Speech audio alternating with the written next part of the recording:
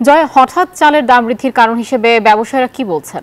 কিন্তু আমরা দেখছি বন্দরনগরী চট্টগ্রামের যে চালের বড় পাইকারি বাজার পাহাড়তলী আর চাকতাই, সেখানে কিন্তু চালের দাম হু হু করে বাড়তে শুরু করেছে। তার কারণে খুচরা বাজারে এসেও কিন্তু চালের দাম বাড়তে শুরু করেছে। তারা পাইকার যারা আছেন তাদের সাথে কথা বলেছে, তারা বলছে উত্তরবঙ্গের চালের যে মিলার আছে তাদের উপরে অনেকটা নির্ভর করতে হয় তাদের, তো সেখানেই কিন্তু চালের দাম অনেক বেড়েছে। তারা বলছেন যে বস্তাপ্রতি 200 থেকে 400 টাকা পর্যন্ত বাড়িয়েছে।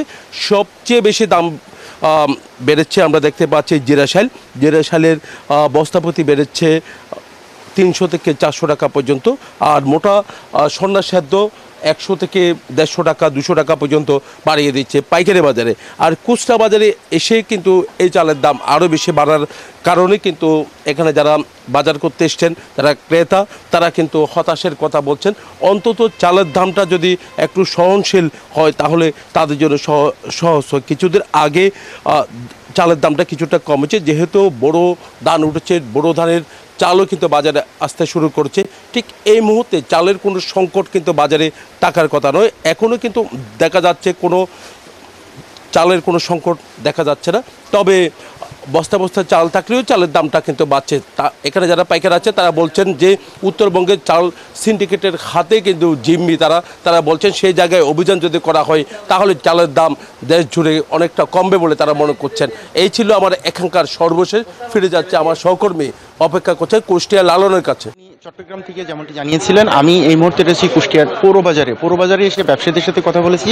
তারা যেটি বলছেন যে সব ধরনের চালের দাম কিন্তু আসলে 2 থেকে 5 টাকা পর্যন্ত বেড়েছে। আমি মিলাদদের সাথেও কথা বলেছি। আয়শা, আপনি জানেন দেশের অন্যতম বৃহৎ চালের মোকাম কিন্তু কুষ্টিয়ার খাজানগর। এই কুষ্টিয়ার খাজানগর থেকেই কিন্তু রাজধানী ঢাকা সহ চট্টগ্রাম সহ দেশের বড় বড় শহরেই কিন্তু আসলে চাল সরবরাহ করা হয়ে থাকে। সেখানকার ব্যবসায়ীরা যেটি বলছেন যে ধানের দাম বেশি, পরিবহন খরচ বেড়েছে, সব মিলিয়ে কিন্তু চালের উৎপাদন খরচ বেড়েছে, যার কারণে কিন্তু আসলে চালের দাম বৃদ্ধি। আমি মিলাদদের সাথে কথা বলে আরও যে বিষয়টি জানতে পেরেছি যে আসলে কুরবানির ঈদের পরে অর্থাৎ এই গত সপ্তাহেই কিন্তু আসলে এই দামটি বেড়েছে। তবে তারা দাবি করছেন যে দামটি বেড়েছে সেই দামটি স্থির থাকবে, আর বাড়ার সম্ভাবনা নাই বলে তারা দাবি করছেন। তবে যারা খুচরা ব্যবসায়ী আছে তারা যেটি বলছেন যে আসলে মিলে যেভাবে আসলে চালের দাম নির্ধারণ করা হয় সেই দামের উপরে সামঞ্জস্য রেখেই কিন্তু আসলে তাদেরকে বিক্রি করতে হয়। ফলে মিল থেকে চালের দাম বাড়লে খুচরা বিক্রেতাদের আসলে কিছু করার থাকে না। আমি ভোক্তাদের সাথেও কথা বলেছি। ভোক্তারা যেটি বলছেন যে শক্ত বাজার মনিটরিং না থাকার কারণে কিন্তু আসলে এই সমস্যাটি তৈরি হয়েছে, এবং বাজার কর্মকর্তা আমাকে জানিয়েছেন যে তারা এই বাজারটি মনিটরিং এবং নিয়ন্ত্রণে রাখার জন্য সব ধরনের প্রস্তুতি ইতিমধ্যে গ্রহণ করেছেন এবং তারা সেই চেষ্টা করছেন। আয়শা, এই ছিল কুষ্টিয়ার চালের বাজার নিয়ে সর্বশেষ।